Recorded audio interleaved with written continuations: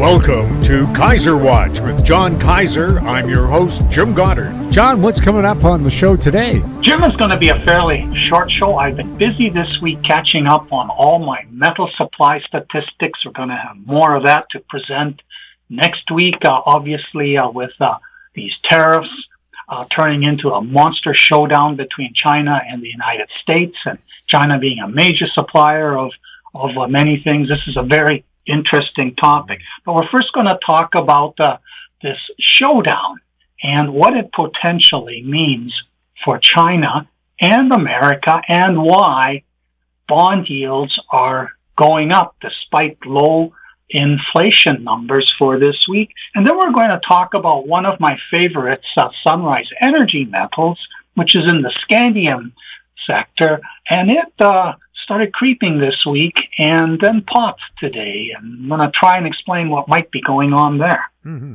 So why are yet U.S. debt yields and the price of gold rising while stocks have stabilized? Jim, I think that this has to do with the world realizing that there is no obvious off-ramp for this trade war that Donald Trump has started. Yes, when the markets were tanking this week and bond yields were rising, he finally had the Riot Act read to him by supporters such as Bill Ackman, and were calling for a 90-day pause in all these sort of customized tariffs thrown at all these countries based on some strange formula relating the size of their surplus by something or other that really made no sense. He suddenly said, okay, we're postponing all of those for 90 days. We're going to keep the blanket 10% tariff against everybody, plus the earlier ones of 25% that we created for aluminum, steel, and for cars. Except for China, because they are not bending their knee sufficiently to the great America, we're going to actually ratchet it up to 145%. And China first ratcheted up to 84%, and then today it's pushed it up to 125%. Now, the market today actually ended up in the green, and but bond yields continued to rise, which means somebody is selling Treasury bills. And when they talk about bond yields, they're usually talking about the 10-year Treasury bill, which is the one that's used for establishing the cost of long-term debt in all manner of categories. And what we also saw, last Friday, we talked about how gold lost its gains from earlier in the week and how the gold producers really got hammered on Friday. This week, gold was very unusual in that it bounced back, has made new highs. Gold producers have done really well, especially today. In fact, that Agnico Eagle, I believe, made a new record high today. And the GOD ETF, I don't know the numbers yet for today, but for several days we had major increases in the holdings, and the volume of the GLD ETF has been going up significantly. So something is going on, even though the cryptocurrencies, Bitcoin and that, have bounced back, and the equity markets have bounced back somewhat. There is an unease in the background that all of this is going to come to a bad end. And the situation involving China, this is what people are worrying about. China used to own about $1 trillion worth of T-bills, but in the past decade or so has pared that back so that it only owns about $760 billion worth of T-bills. Japan is the biggest holder of T-bills at about $1 trillion, but there's lots others in foreign holdings. And the media has not been clear about where the selling is coming from. But what the showdown with China and the United States is telling the world is there is no off-ramp for either of these two biggest economies. Now, China's economy at about $17 trillion compared to America's at $27 trillion, it is quite heavily export-based. And this was a decision Xi Jinping made some time ago in combination with the residential real estate bubble, that we're going to make China strong by really building up our manufacturing capacity. And because it is a Communist Party nation for which he made himself leader for life, keeping a thumb on the Chinese people became quite important. He has not boosted the Social Security that the Chinese people will receive, nor when they have a health issue or thought. They're quite exposed to lots of out-of-pocket costs. With the collapse of the real estate market, what they thought was their big nest egg, and this is, of course, in America, everybody thinks their residential equity, home residential equity is their retirement nest egg. The Chinese have developed a kind of resistance to the Chinese Communist Party by dialing back spending, by hoarding money, by saving it, by preparing for the rainy days that they are expecting. And to keep the country under control, Xi Jinping has instituted this hyper-surveillance system where they monitor anything and everything anybody posts online, so that anybody who protests or complains about anything immediately has consequences. So we have this nation of unhappy consumers, unwilling to spend, and making it almost impossible for Xi Jinping to shift some of that production capacity output away from the export markets back to the domestic consumption. And he's been reluctant to do this, but now the showdown may end up forcing him to do this, because there is no way out from this. Trump can't back down. Xi Jinping can't back down, because this pain that he has kind of inflicted on the people through his policies, the gain's supposed to be coming, and if there is no gain coming, that's a serious problem for the leadership. And Trump has only promised pain, hasn't yet started to deliver it. But the gain itself is drifting ever farther into the future, because the big message this week from all the sort of experts, economists, and so on is that the groundwork is being laid for a significant recession and possibly even a depression down the road. And the layoffs have begun. Now, this week, we got our inflation numbers, and they dropped from 2.8% in the prior month to 2.4%. That's really good. That's heading towards Powell's 2% target. That should have been a reason for bond prices to rise and yields to drop, but instead the opposite happened. Last week we had the unemployment or the employment situation numbers, and jobs actually increased more than anybody had expected. But that was last month. That was before anybody really started taking Trump's tariff idea seriously. The expectation on Wall Street, everywhere else, has been, this is just a negotiating tactic. He's a clever man. He's got a grand plan to, coax the rest of the world into giving a fair deal. Yet the way he's going about it, rather than just having like zero tariffs between every nation, what he's really trying to do is destroy the economies of other countries, at least insofar as they depend on exporting to the United States. And he's trying to get production capacity to rebuild in the United States. But all of this takes time, 2 to 4 years. And businesses which weren't expecting any of this, they're all in a state of paralysis right now. They don't know if there's going to be a policy change, in 90 days. Is he going to continue what he's doing or something better? So nothing really is being done. And with the cost of money going up, that's a further reason not to be in any hurry. And we've gone now beyond federal government agency layoffs. We're starting to see layoffs elsewhere.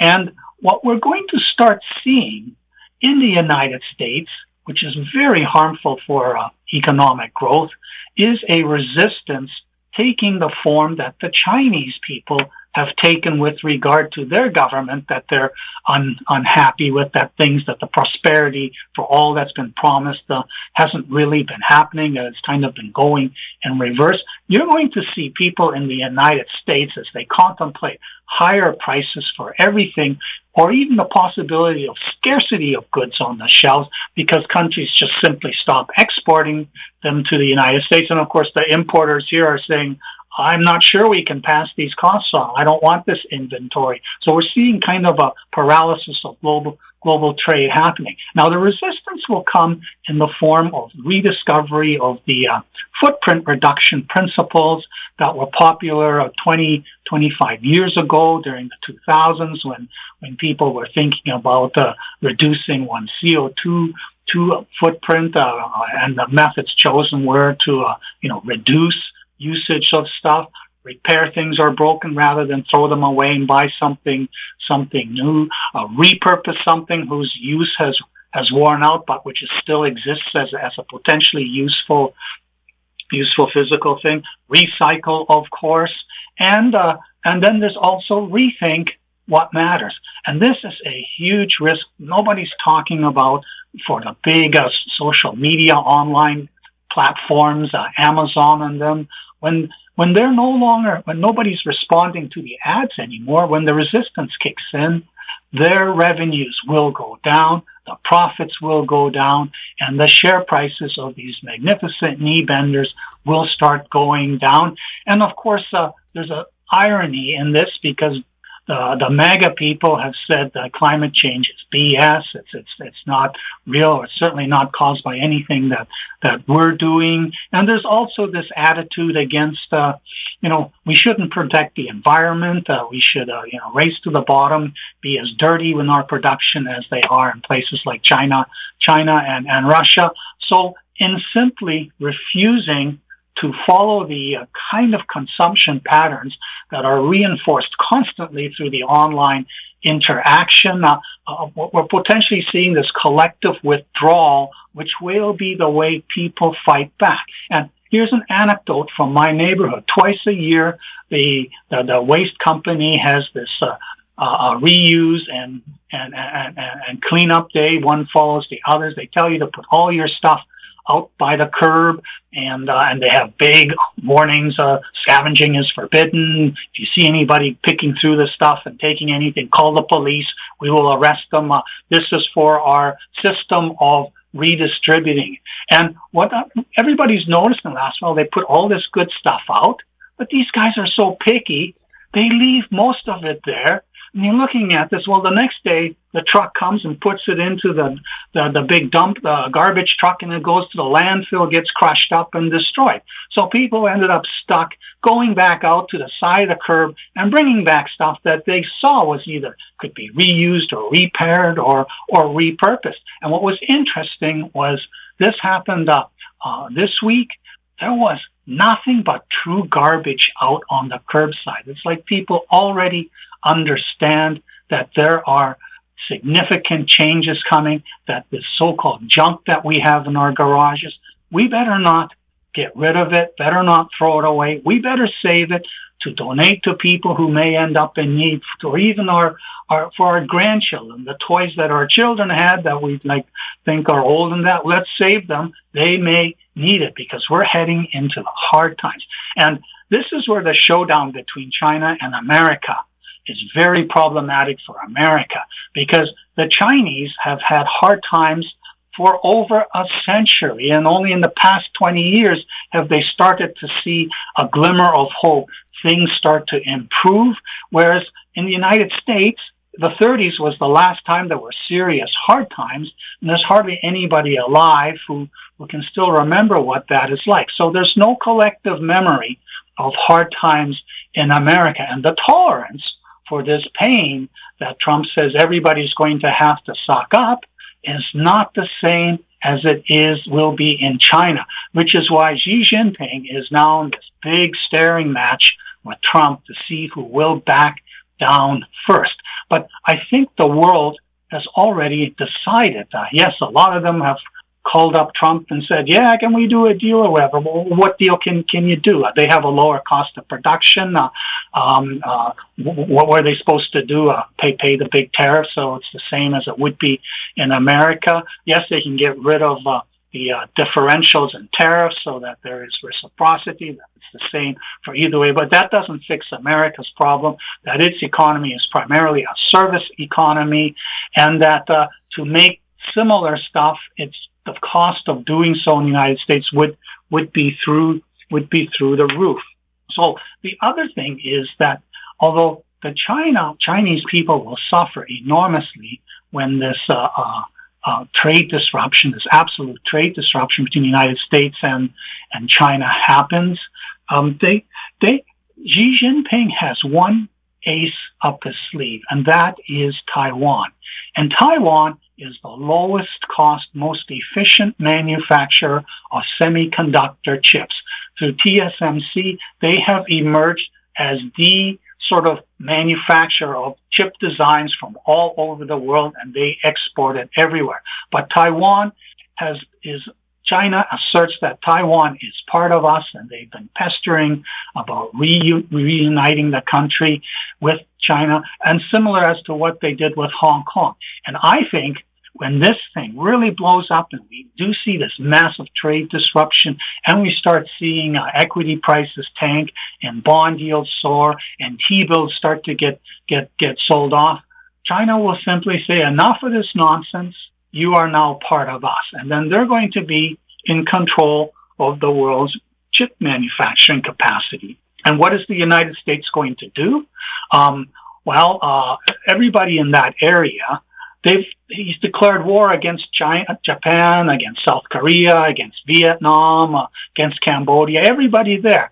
So they're going to say, well, why don't we just create our own economic zone and really just shun the United States? And the United States isn't going to put boots on the ground in Asia. It's going to try some long-distance destruction, but that probably won't work out well at home because, you're just a big thug hurting other people for reasons that are of your own making. So that would enable the China to deal with it, play the patriotism card, get the people say, yeah, now we at least have Taiwan. And then he has this big hammer over the AI industry in America, which needs those chips keep coming from Taiwan. And all of a sudden that grinds to a halt. And the United States, well, then all these AI companies start to tank. So there's a lot of these negative things going on. Europe's already kind of writing off the United States and saying, they're making it really difficult for us to have any meaningful economic relationship with the extreme sort of stuff they're doing. We may just have to work around the United States. And so the United States kind of retreats into itself as an isolated nation. And realistically, that's not going to happen. It means there's going to be a political upheaval. Trump's going to be kicked out, and the Republican Party may rediscover their original free trade principles and try to steer things back to normal. But the one benefit is that this problem of China's overwhelming production capacity, this is now front and center stage. It is a problem that needs to be resolved in the long run. And really the most effective way to resolve it is for China to start treating its own people with dignity, encourage consumption of its own capacity so that it's not forced to dump this excess capacity onto the rest of the world and create these types of destabilizing tactics to try and restore a normal order. And all of this has been good for gold. Whoever is selling those T-bills, well, they're ending up with U.S. dollars. What do you want to do with that? Well, you can buy your own currency. The U.S. dollar has been declining against most currency, even the Canadian dollar, surprisingly. Or you can buy gold, buy physical gold, move it onto your shore, and prepare for a day when the United States is just one of many currencies out there competing with each other because it has forfeited its role as the world's most powerful nation. Why did Sunrise Energy Metals jump this week? Sunrise Energy Metals made it onto my 2025 favorites collection because it has the biggest and richest scandium deposit in the world. Now, they had figured this out 10 years ago, and initially they had a plan to develop it, but then we got into that energy transition cycle where the EV revolution was happening, and they started to think, well, we have this low-grade nickel cobalt where there isn't that much scandium associated with it. The scandium's actually like a donut around this big hole in the middle that's got nickel and cobalt. And they spent $200 million on feasibility studies and pretty much figured out that at the world prices for nickel and cobalt at the time, this was not going to work. In the meantime, it's gotten worse. Indonesia now dominates the nickel market with its dirty coal-powered nickel, and we're now in a new reality where nobody cares how dirty your inputs are so long as they're cheap. And cobalt, Congo has ramped up its production. China has helped make that happen. A month ago, Congo even decided to institute export bans on cobalt because the price had tanked to $10 a pound. It's climbed back to $15 a pound. But in the long run, the electric vehicle batteries, their technology is changing so that they don't need the cobalt as much anymore.